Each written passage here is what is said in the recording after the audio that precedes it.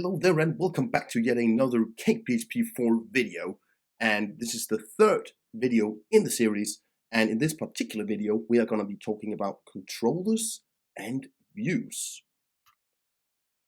So first, let's talk a bit about MVC, the model view controller pattern that CakePHP adheres to. Now, one of the strengths of using CakePHP as compared to just ordinary plain PHP without framework is that you are kind of enforced to use the MVC pattern. This will make your code more readable, it'll be better segregated, much cleaner, easier for you as a developer and for whoever might maintain it down the line.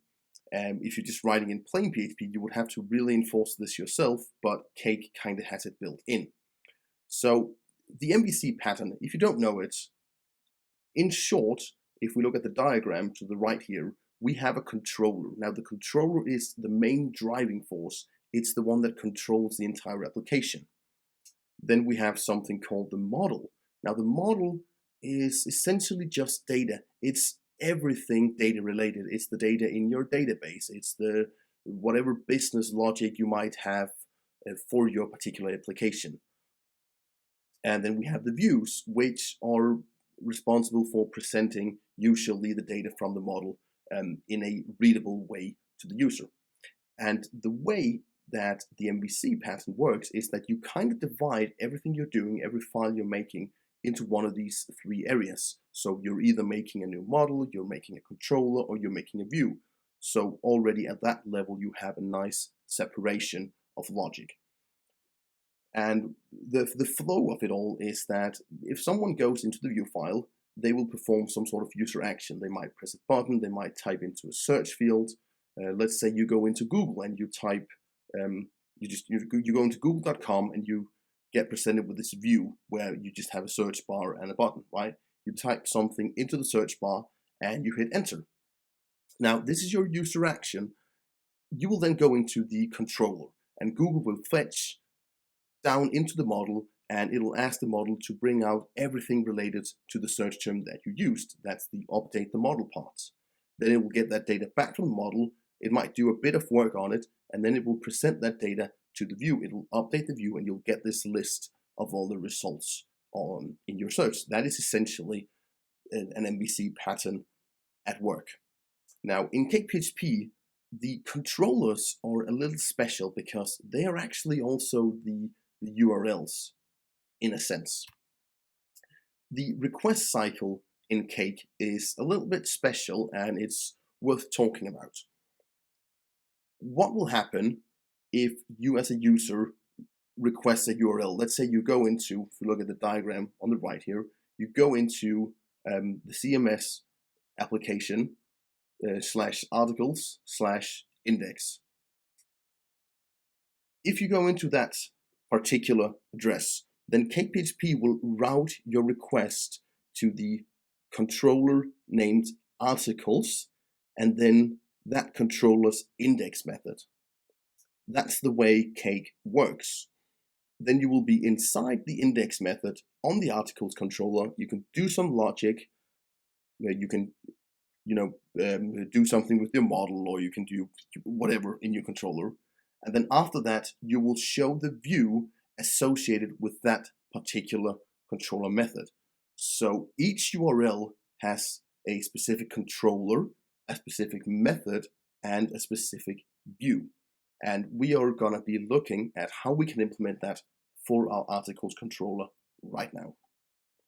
So in the last video, we made the model. We made both a table and we made an entity of our articles. In this video, we're going to be making a controller. So we go into the controller folder located under source, SRC, and then controller. We right click here and we create a new PHP class. We will name this class articles controller.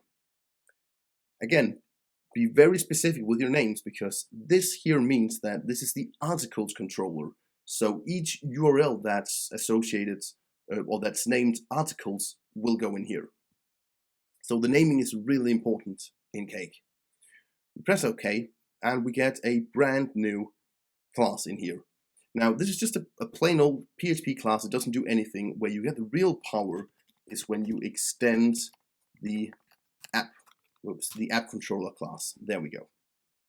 So we essentially extend the app controller right here, which is sort of the main PHP controller, the master controller, or whatever you want to call it. So now in this empty controller, we are going to be creating a method or a function. It's going to be public function, and we call it index. In this method, we are going to first call this and then load components. Now, all we're doing here, all this, load component stuff we're getting, that's because we inherit from the app controller. Then we get a lot of functionality within Cake that's essential.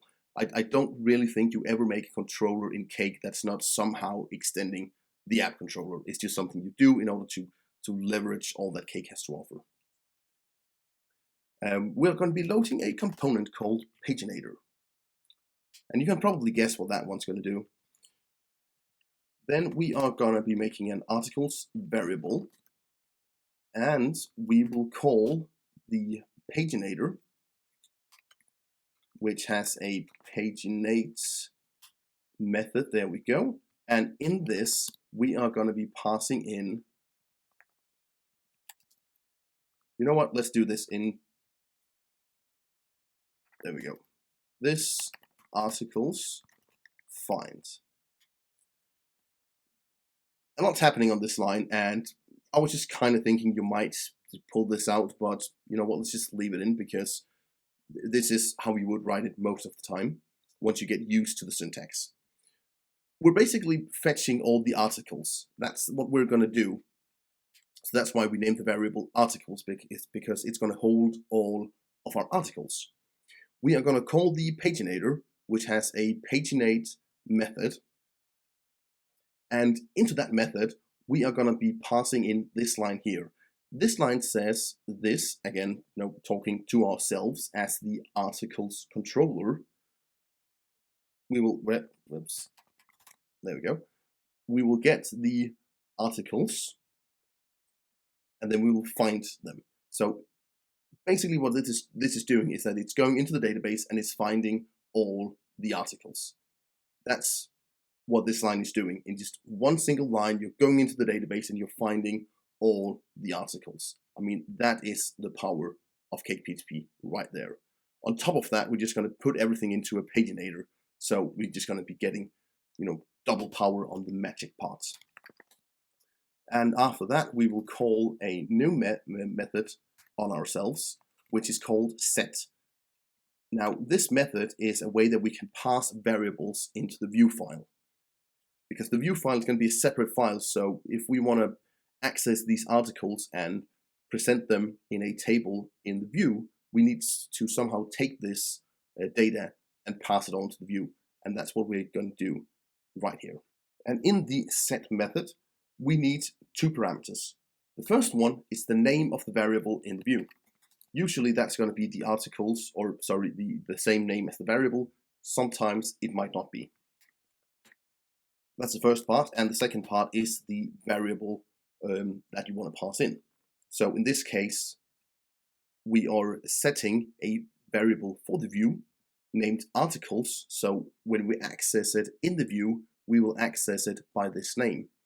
And which variable do we want to pass in? We want to pass in the articles variable.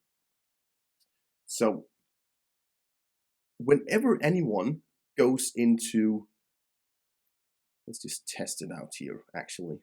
We open up the browser, there we go, and we go into, there we have, this is the index side, the root directory. If we go into articles/index, we will get an error saying that we are missing a template because we don't have a view file for it. But in order to test this out, let's just put a die function in here that says, hey, we run this again, and we can see that our application dies here. So we are routed into this particular place, and this is what I want to stress. When you go into your application here and you write articles, that's the first part, that references the controller, the articles controller that we have right here, right? So this is where we are right now. The next part is which method you want to access. We wrote index, so we are going to go into the index method and execute this. Now, what we get here is the error saying that we haven't created a view file for this, because when this is done, it needs to present a view to the user. And view files are stored into the folder called templates, right over there. And we have a few different folders in here. And I want to point out the layout folder, because the layout folder is somewhere that you might want to go and do a lot of work. And we have the default layout, which is the layout you're using right now. You can see in here you actually have your HTML written out for you. You have all the, the boilerplate HTML you need. You have the header, and you have the body and stuff. And then right down here in the main, it will actually render your application down here. So you could take this nav bar, you could insert your own navigation bar, you could import different scripts that you might want application-wide. You can do that all in here, and all your view files will be presented in this part down here. I just want to quickly mention that in case that you want to go and do some work in there. Right. Okay, so in order to make a view file for our articles controller, we first need to create a new folder. And this folder we are going to be calling articles, because it will contain the view files for every single method in our articles controller. So in this case, we need one for the index method. So we simply right-click on this folder, and we are going to be inserting a new file. There we go. It's going to be a PHP file, and we will name it index. Oh, we don't need the PHP because it's going to do that by itself. So we're just going to be naming it index, because then whenever you go into the article controller, into the articles index method, you will be presented with the index view file down here. So let's just test it out. Let's just make a simple header that says articles index page. There we go. We save that, we refresh the page, and there you have it. We can see we get presented with a nice cake page right there. Good. So we have a hole through, but let's create a proper page. So we're still going to keep a header, and we're going to call it articles. Then we're going to be making a table, and we're going to have a header that says title, and another one that says created. There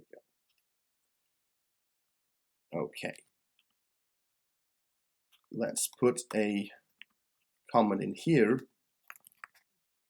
where we iterate the articles query objects. There we go. So down here we want to go through all the articles that we fetched out. And how can we do that? Well, we could make a for each loop in PHP. And now you might be wondering, what articles? Like, what articles? How are we going to access it? Well, remember that in the articles controller, we had this method right here where we say this set articles, right? So we are passing this variable into the view under this name. So we can simply write the article's name right in here like this, and we will access that variable. Now, if I had named this foobar like this, then we would have to access the variable like this, but we would still be accessing the articles variable. So keep that in mind. Again, naming, very important in CakePHP.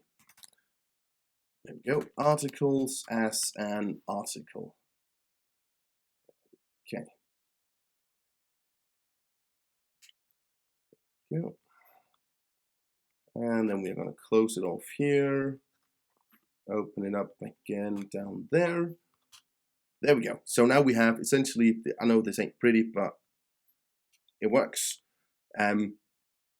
We do the for each here, and we end it down here. So all the HTML that we write between these two brackets here are going to be executed for each time we iterate the array, for each row in our database, for each article that we have. And then we want a new row, and we want some data in this. And the first one is that we're actually going to call a specific method. This is actually called the HTML helper. So we say this HTML, this is how we get an HTML helper, and it can help us with a lot of different things. One of them is that it can create links for us in a real fancy and easy way, where we can just say, I want a link, and the name of the link should be the title of this particular article. And where should it link to? We can then make an array where we say, go to this action view, and then take on the article slug. There we go. We will examine this once we run the application. Then you can see exactly what this will translate out to. But essentially, the link function always has two parameters. One is the name of the link. The name of that will be presented in the view file. And then the last part is the actual place that you want to link to. And you can, essentially, you could also just write a relative URL just as a string, or as here, you can put it in an array and use specific actions that you want to go to. We then make another table data, and we will say article created, format it up, date C850. There we go, day, month, year. Yeah, that looks fine. Let's just take that one. Yeah, there we go. We can remove these two lines right here, and everything else looks in order. So we go through each article, and we print out two rows in the table, or two rows. One of them is the link, and the other one is the time this article was created. So let's just take this for a spin and see how it performs. Refresh the page, and there we go. We have right now we just have one article. That's called the first post, and we get when it was created. If we went into the articles table and just inserted a bunch more, we would just get everything printed out here, no problems. But we're going to look at that in the next video on how we can do that in Cake, of course, not just in the database. So if we first examine the link, there we go, pop that open. There we go. You can see this one will link to articles/view/first post. Okay, so this is the link part. It says the action to use is going to be the view. And that is what we have right here.